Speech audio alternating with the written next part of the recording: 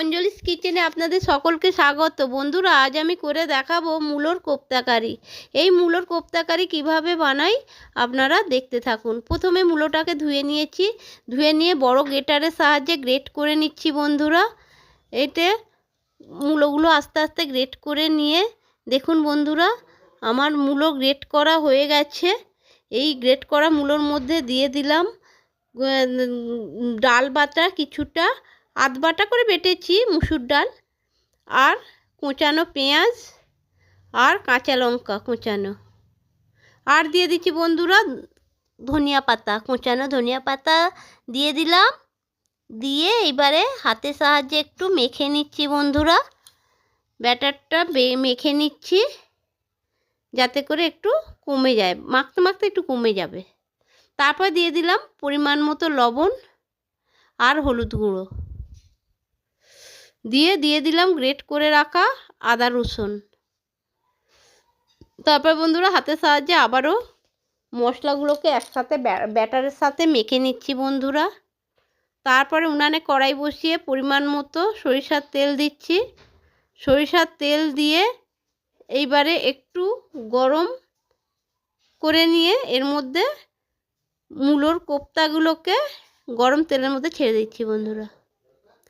এইবারে এপিট ওপিট করে ভালো করে ভেজে নেব বন্ধুরা, ডুবো তেলে এইভাবে ভাজতে হবে। খেতে বেশ ভালোই লাগে, কোপ্তাই খাওয়া হয়ে যাবে, তারপরে কারি আরও স্বাদ। এক পিঠ আমার হয়ে গেছে বন্ধুরা ভাজা, আর এক পিঠ উল্টিয়ে দিচ্ছি।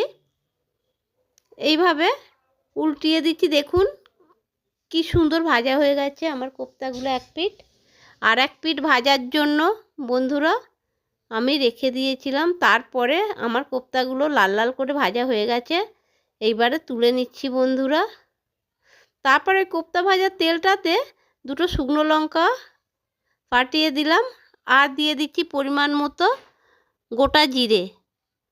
গোটা জিরে দিয়ে এবার খুন্তি দিয়ে একটু নাড়াচাড়া করে দিলাম বন্ধুরা।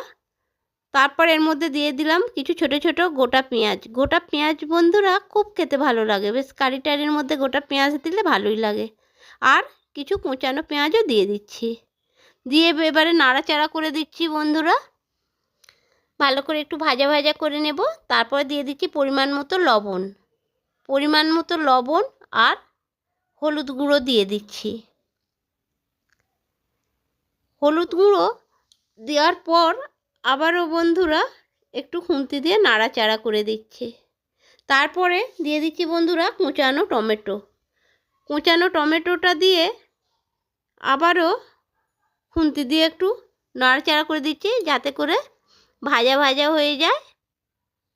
এইবারে দিয়ে দেবো বন্ধুরা আদা রসুন বাটা।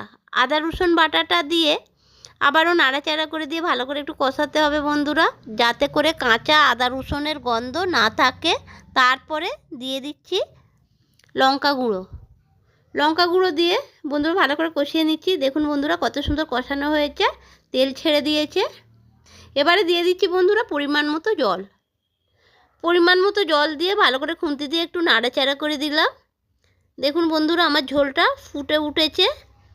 এইবারে এর মধ্যে দিয়ে দেব ভাজা মূলোর কোপ্তাগুলো।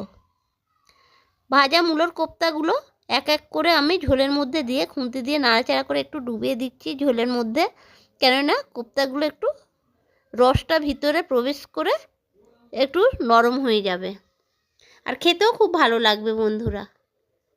এরপরে বন্ধুরা আমি দিয়ে দেব কিছুটা ধনিয়া পাতা কুচি। ধনিয়া পাতা কুচি দিয়ে বন্ধুরা তারপরে আমি দিয়ে দেব পরিমাণ মতো গরম মশলা। এই ধনিয়া পাতা আর গরম মশলাটার গন্ধটা আমার খুব ভালো লাগে বন্ধুরা কারিতে। এইভাবে আমার হয়ে গেল মূলোর কোপ্তাকারি। দেখুন বন্ধুরা কত সুন্দর হয়েছে, আপনারাও বানিয়ে খাবেন, খুব ভালো লাগবে। কেমন?